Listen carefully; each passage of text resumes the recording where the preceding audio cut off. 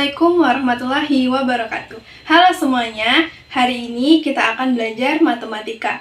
Nah, pada video pembelajaran kali ini kita akan membahas tentang persamaan kuadrat. Nah, dalam matematika itu persamaan kuadrat memiliki definisi umum dan bentuk umum. Bentuk umum persamaan kuadrat itu adalah ax kuadrat ditambah bx ditambah c sama dengan 0. Dengan A ini adalah koefisien untuk x kuadrat, dan B itu adalah koefisien untuk x, dan C itu adalah konstanta. Atau bisa kita tuliskan A kotak kuadrat ditambah B kotak ditambah C sama dengan 0. Kenapa bisa kita sebut kotak? Karena kotak ini bisa bermacam-macam ya. Tapi ada satu syarat yang bisa membuat sebuah persamaan disebut sebagai persamaan kuadrat. Syaratnya adalah dengan A tidak boleh sama dengan 0. Kenapa A nggak boleh sama dengan 0? Ada yang tahu? Karena kalau A sama dengan 0, coba kita ganti di sini A sama dengan 0. A dikali x kuadrat, 0 dikali x kuadrat itu hasilnya adalah 0. Maka x kuadratnya akan hilang dan menjadi bx ditambah c sama dengan 0. Apakah bx ditambah c sama dengan 0 itu adalah persamaan kuadrat? Bukan ya, karena tidak memiliki variabel yang berderajat 2.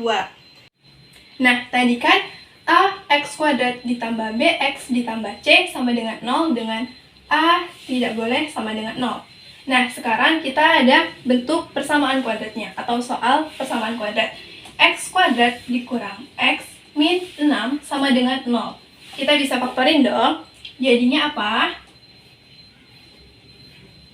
X min 3 dikali X plus 2 sama dengan 0. Nah, kalau bisa difaktorin, tadi hasilnya adalah X min 3 dikali X plus 2 sama dengan 0.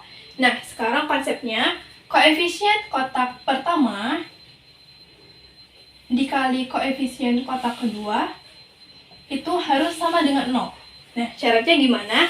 Syaratnya adalah kotak pertama kita sama dengan 0 atau kotak kedua kita sama dengan 0. Nah, karena ini kotak pertama apabila kita sama dengan 0, jika dikali dengan kotak kedua hasilnya bakal 0 kan?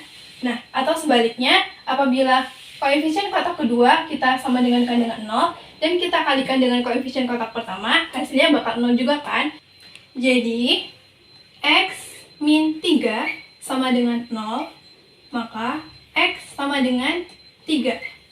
Nah, untuk yang kotak kedua, X plus 2 sama dengan 0, X-nya sama dengan min 2. Nah, diperoleh X sama dengan 3 dan X sama dengan min 2. Bisa disebut apa ini? Ya benar, X sama dengan 3 dan X sama dengan min 2 itu adalah akar-akar dari persamaan kuadrat. Nah, ada yang tahu nggak apa itu akar-akar dari persamaan kuadrat? Akar-akar dari persamaan kuadrat itu adalah nilai X yang memenuhi persamaan awalnya. Nah, ini tadi adalah bentuk umum dari persamaan kuadrat ya. Ini bisa kita faktorin menjadi X min X1 dikali X min X2 sama dengan 0, di mana akar-akarnya adalah X1 dan X2. Nah, dari bentuk persamaan ini yang sudah kita faktorin, kita bisa jabarkan lagi dan bisa kita kalikan. Bentuknya menjadi X kuadrat dikurang X1 ditambah X2 dikali X, kemudian ditambah X1 dikali X2 sama dengan 0. Nah, dari bentuk penjabaran ini, apabila kita bagi, ini tadi sudah kita jabarin dan kita bagi dengan A. Maka X kuadrat min B per A X ditambah C per A sama dengan 0. Nah, jadi kita dapatkan lagi persamaan min X ditambah X1 ditambah X2 sama dengan B per A dan X1 dikali X2 sama dengan C per A. Nah, ini tadi adalah definisi awal dan konsep awal dari persamaan kuadrat.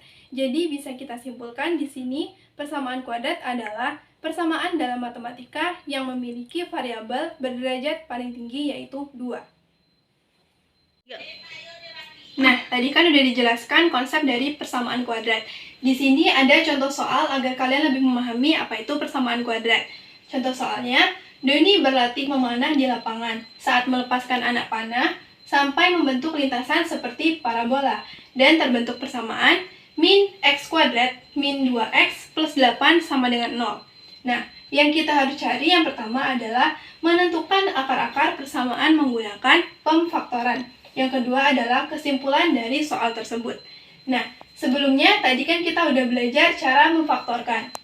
Jadi untuk nomor 1, min x kuadrat min 2x plus 8 sama dengan 0. Nah, kita ubah dulu x kuadratnya menjadi positif. Jadi x kuadrat plus 2x min 8 sama dengan 0.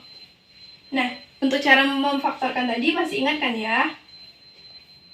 Caranya adalah mencari dua bilangan apabila kita kalikan hasilnya min 8 dan apabila kita jumlahkan hasilnya adalah 2. Angkanya adalah x min 2 dan x plus 4 sama dengan 0. Nah, kita sama dengan kan 0 semua. Jadi, x min 2 sama dengan 0, x sama dengan 2. Dan x plus 4 sama dengan 0, x sama dengan min 4.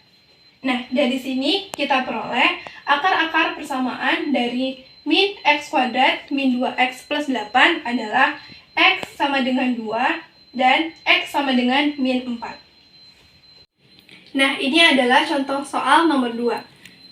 Contohnya adalah jumlah dua bilangan sama dengan 30. Jika hasil kali dua bilangan tersebut adalah 200, maka tentukanlah bilangan tersebut. Nah, caranya yang pertama, kita misalkan terlebih dahulu. Kita misalkan kedua bilangan tersebut adalah x dan y.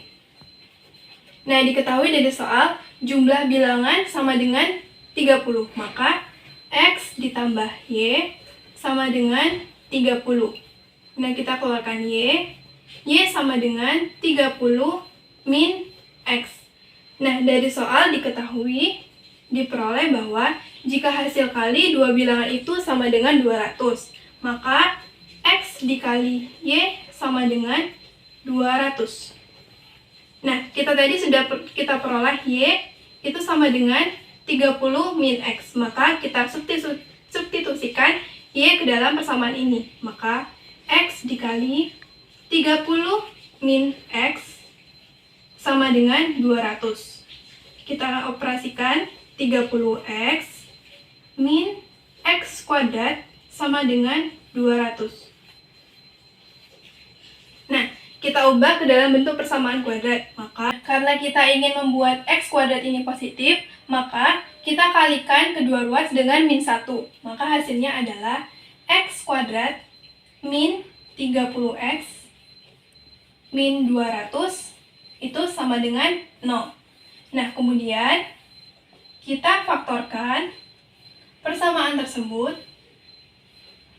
menjadi x min 10 dikali x min 20.